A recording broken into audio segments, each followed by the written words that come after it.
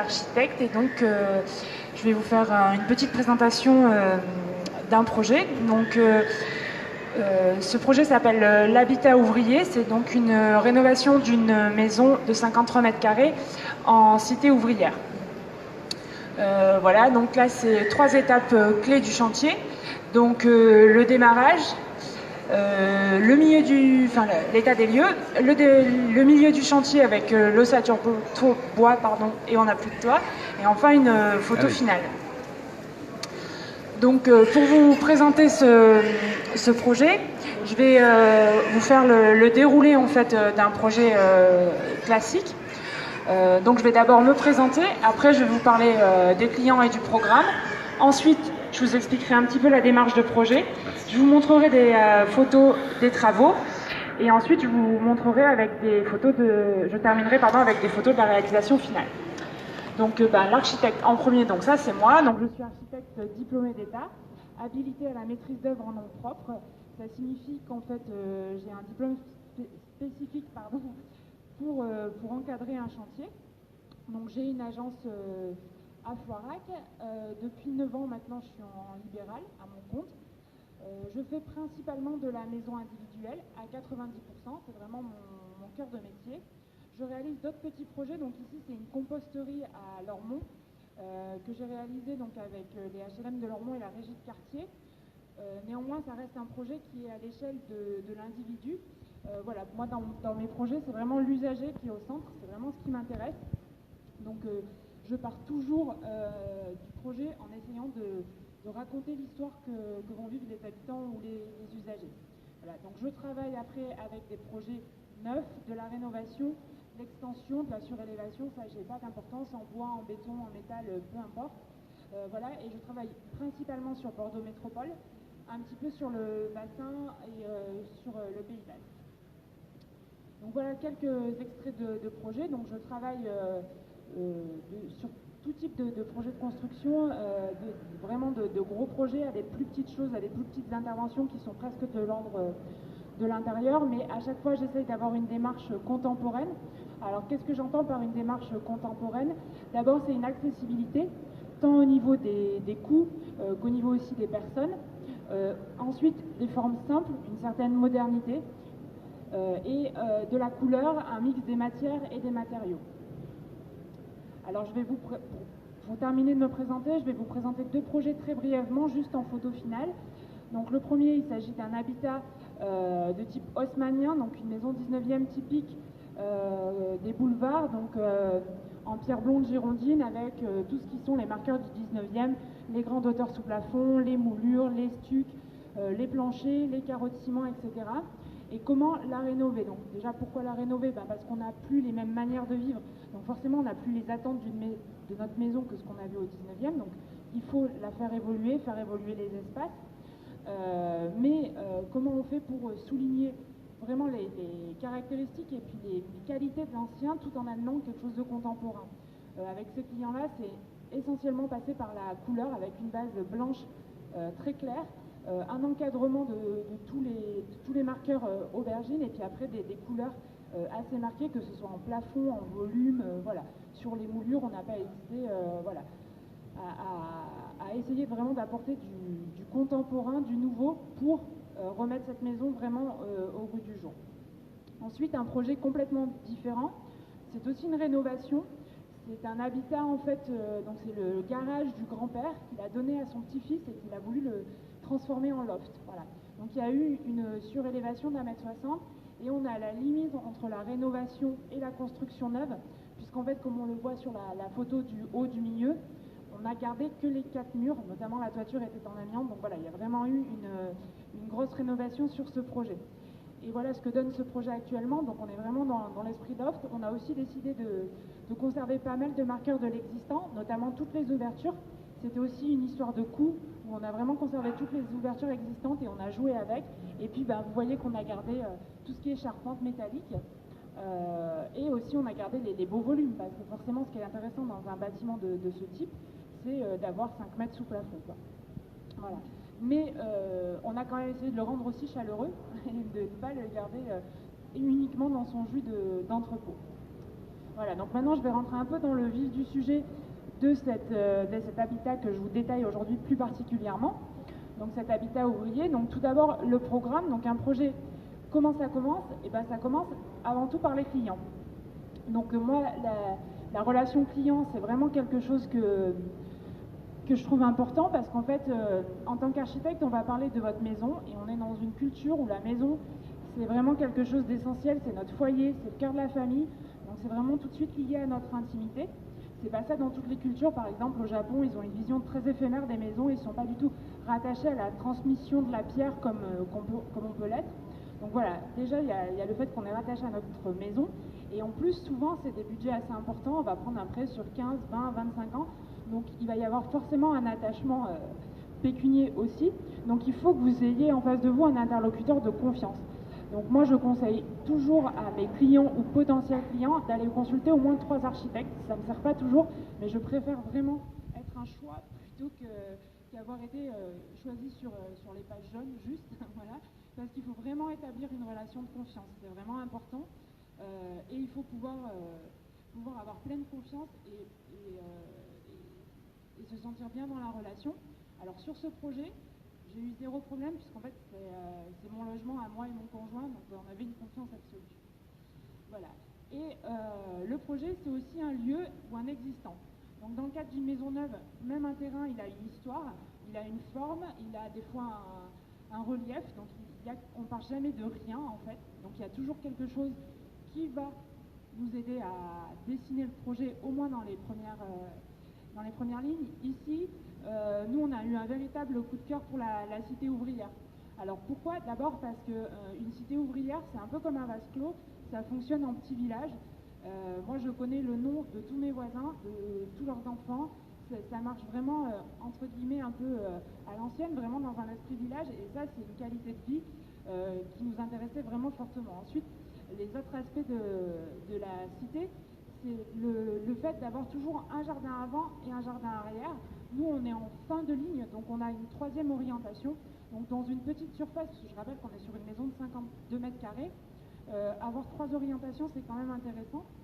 Et enfin, donc comme vous le voyez un peu sur cette photo, on a vraiment sur une typologie de maison, donc avec le toit.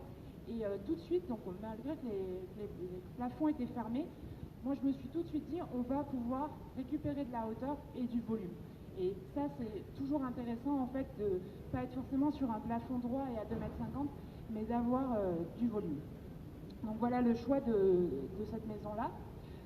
Ensuite sur le programme, donc on est un couple, donc un programme plus ou moins classique, c'est-à-dire avec une grande pièce de vie ouverte avec une cuisine, une chambre avec des rangements, des pièces de sanitaire.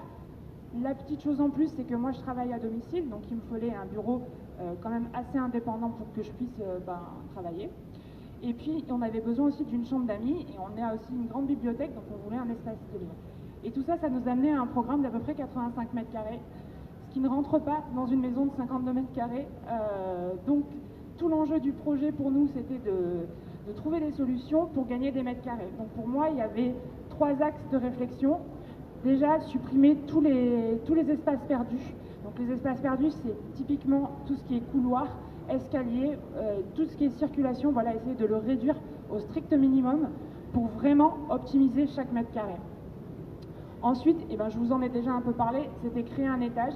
Mais attention, en créant l'étage, je ne voulais pas non plus casser les volumes, donc il me fallait de la surface habitable en plus, mais je voulais conserver ces volumes. Donc il fallait que je trouve un jeu entre les volumes à récupérer et l'espace à conserver. Et du coup, mon 3e axe de réflexion, ça a été de me dire, je vais créer des espaces atypiques qui vont me permettre en fait de vivre différemment les lieux et du coup de gagner des mètres carrés. Je vous expliquerai, vous comprendrez très facilement ce que ça veut dire un peu plus tard dans le début du projet. Dans tous mes projets, ce que j'essaye de faire, c'est de partir des contraintes et vraiment de les transformer en atouts. C'est-à-dire que les atouts qu'on a dans un projet, ici typiquement la lumière traversante, elle va y être parce que c'est facile, elle y est au départ, donc on la retrouvera à l'arrivée. Par contre, quand on part des contraintes et qu'on arrive à en faire un véritable atout à la fin, c'est là qu'on a gagné, parce qu'on a vraiment réussi à twister le problème en fait. Donc c'est ce que j'essaie de faire dans chacun de mes projets. Là vous avez un plan d'état des lieux, donc qui est cloisonné. Donc on est principalement orienté est en bas et ouest en haut sur la terrasse, avec une petite ouverture au sud.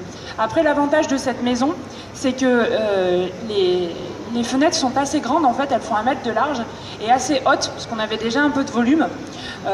Donc il fallait mettre en valeur cette luminosité, mais on avait déjà l'intérêt d'avoir des grandes fenêtres. Après, à l'origine, elles étaient coupées en petits carreaux. Moi, bien sûr, j'ai enlevé tout ça et j'ai fait des grands vitrages simples, qui sont aussi plus contemporains, qui sont aussi une manière de relire un volume existant. Donc déjà jouer avec la lumière. Ensuite, créer un étage. Donc la partie centrale est la partie qui va vraiment permettre de me garder de l'habitable, c'est-à-dire là où j'ai le plus de hauteur sous la toiture. Mais vous voyez, je ne suis pas allée jusqu'au bout de la maison pour garder un volume périphérique qui soit sur la hauteur originale. Ensuite, donc, je me sers des espaces plus privés, donc là où il y a moins la lumière et moins les pièces de jour, pour reconstruire d'autres paliers et pour prolonger mon espace mezzanine. Et enfin, je décide de faire un espace vraiment intermédiaire et vraiment atypique en créant une surface complémentaire de 7 mètres carrés environ, qui me laisse passer la lumière. Donc le projet, ça donne ça aujourd'hui. On voit un petit escalier qui est complètement rempli de rangements et d'astuces pour ne pas perdre de place. Un couloir qui est réduit à son strict minimum entre les espaces privés, donc la chambre avec les placards, les espaces sanitaires avec une buanderie, et de l'autre côté, vraiment très ouvert et très circulant, les espaces de vie autour d'un poêle à bois. Et à l'étage, donc une grande partie centrale de 12 mètres carrés où en fait je retrouve mon bureau, et sur les paliers, donc un côté complètement rangement et un côté chambre d'amis. Et donc cet espace vraiment intermédiaire et vraiment atypique, c'est en fait un filet de catamaran qui sert de hamac et qui me permet justement de disposer d'une bibliothèque. Donc on voit que la bibliothèque fait le lien entre le filet et la chambre d'amis. Voilà, donc c'est vraiment comment on peut gagner des mètres carrés. Donc maintenant je vais vous parler un peu plus des travaux avant que vous puissiez voir les photos de la réalisation terminée. Donc cette maison, de manière originale, à la base, c'est une cité qui date de 1918, qui était d'abord un camp de personnes immigrées. Donc ça a été des baraquements en bois. Et puis au fil des ans, ça a été racheté par l'usine d'à côté et ça a été consolidé, notamment avec des briques. Donc au niveau de la construction, si vous voulez, on était sur une vieille ossature bois, très vieille ossature bois, avec des briques en extérieur et des briques en intérieur. Les briques extérieures, c'était impossible de les toucher parce qu'en fait, la cité est classée monument remarquable, donc c'est un petit peu plus faible que monument historique, mais ça veut dire qu'on n'a pas le droit à de modifications extérieures. Donc on ne pouvait pas toucher l'enveloppe extérieure. Et quand on a mis à nu les couches intérieures, on s'est aperçu en fait que le bois était complètement vermoulu et complètement abîmé. Donc il a fallu refaire une structure complète. La structure, on l'a choisie en bois aussi parce que ça nous permettait d'être cohérent avec l'histoire, ça nous permettait d'être plus isolant thermiquement, etc. Donc l'écologie, c'est aussi quelque chose qui nous tient à cœur et qui est vraiment important à l'époque actuelle. Donc nous, on a fait le parti d'utiliser 2 matériaux principaux d'isolation. La fibre de bois, donc c'est le premier panneau que vous voyez en haut, qui est un matériau en fait qui va permettre de ramener de l'inertie à l'ossature bois. En fait, si vous voulez, l'inertie, c'est ce qui permet au béton de chauffer longtemps, c'est-à-dire que même une fois que le soleil a arrêté de chauffer un banc en béton, quand vous mettez votre main dessus, il est chaud, alors qu'un banc en bois ou en métal va chauffer tout de suite. Par contre, dès qu'il n'y aura plus de chaleur, il va refroidir. Donc le désavantage entre guillemets d'une ossature bois, c'est le manque d'inertie, mais le panneau qui est très épais va lui permettre d'emmagasiner la chaleur et de la restituer plus tard. Donc la fibre de bois sur les murs. Et dans toiture, donc là j'ai travaillé main dans la main avec un entrepreneur avec qui j'ai l'habitude de travailler et qui est très alerté par les problèmes d'isolation. Et donc on a développé un procédé qu'on utilise maintenant régulièrement, qui est l'insufflation de ouate de cellulose, qui est un matériau aussi compact et qui va permettre d'avoir un coût très intéressant par rapport à l'isolation. Voilà. Et après, donc sur les matériaux choisis, donc le bois était à la base et on a voulu le retrouver en intérieur de manière contemporaine. Donc on a travaillé sur du contreplaqué. On voulait utiliser des matériaux locaux. Donc on a utilisé en fait du contreplaqué de pin des Landes. Voilà, donc c'est principalement issu des dernières tempêtes où il y a eu énormément de pins qui ont été ravagés et ils en ont fait des plaques de contreplaqué. On a aussi utilisé du métal, d'abord parce que ça a aussi un côté assez contemporain et assez moderne. Ça permet aussi aux structures d'être plus légères et plus fines qu'en bois. Donc les structures qu'on a rapportées, on les a dessinées en métal. Et aussi du béton, toujours pour être actuel et pour ramener un côté un peu plus jeune à la construction. Ensuite, donc on a centré notre construction autour d'un poêle à bois. Alors c'est un poêle à granulés et vraiment ça nous chauffe entièrement la surface donc qui a évolué, qui n'est plus à 53 mètres carrés. Donc maintenant je vais vous faire un petit déroulé des travaux. Donc ça c'est la maison une fois qu'elle a été complètement décloisonnée et ouverte.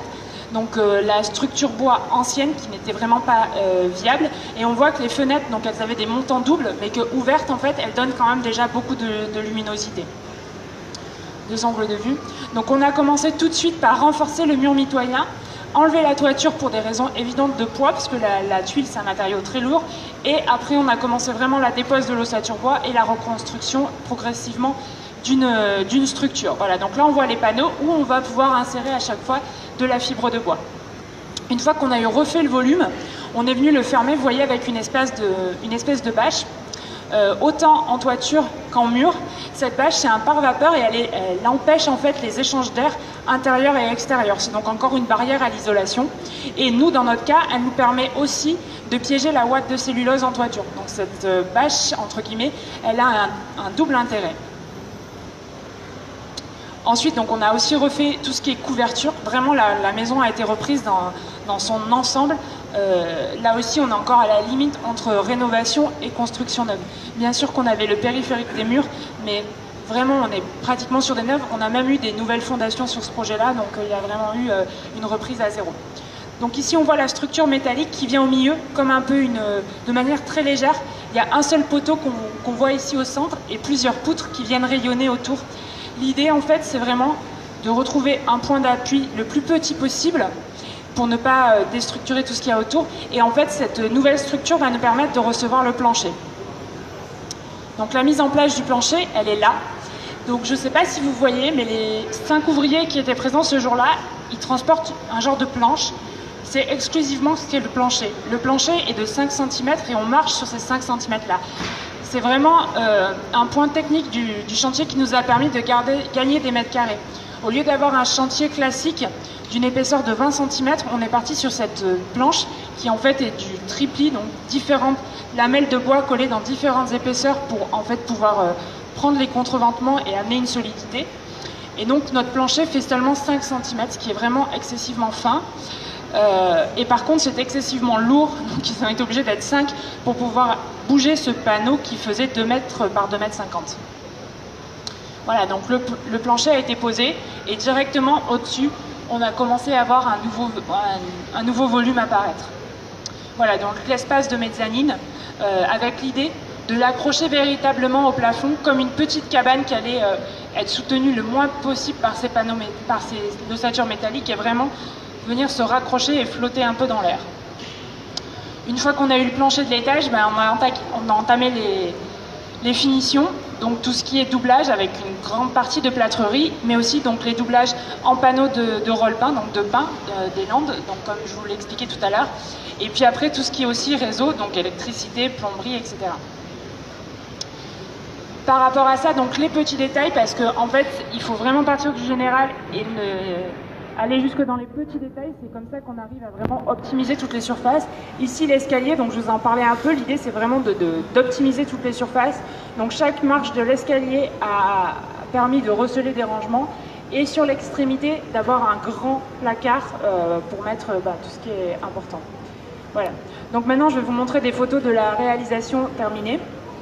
Donc voilà, quand on arrive, la cuisine avec l'espace vraiment ouvert de la pièce à vivre, la lumière transversante qui donne cet effet de lumière et la hauteur. La hauteur qui est aussi mise en valeur forcément par les lumineurs qui sont accrochés, qui vont attirer le regard vers le haut. Et puis on voit cette cabane donc, où se trouve le bureau qui est vraiment accroché au plafond. La fameuse image donc, de départ, la fenêtre de la cuisine qui est restée de même dimension mais du coup qui a un peu évolué. Voilà, donc on va tourner progressivement dans la maison. Donc ça c'est de l'autre côté. On commence à voir l'escalier sur le côté avec les rangements. Donc voilà, la porte s'ouvre à partir du couloir. pour vraiment, le couloir fait moins d'1 mètre carré et dedans on a la porte de la chambre, la porte des WC, la porte de la salle de bain et les placards. Voilà, donc on ne pouvait vraiment pas plus le rentabiliser que ça. Voilà. Et donc au fond, au-dessus du salon, on a quand même ce passage de lumière et pourtant on voit le filet qui nous permet d'avoir un coin lecture supplémentaire. Donc là on arrive au-dessus du salon, on voit le petit couloir dans le fond, le poêle à bois qui est central et puis le filet au-dessus du salon. Voilà.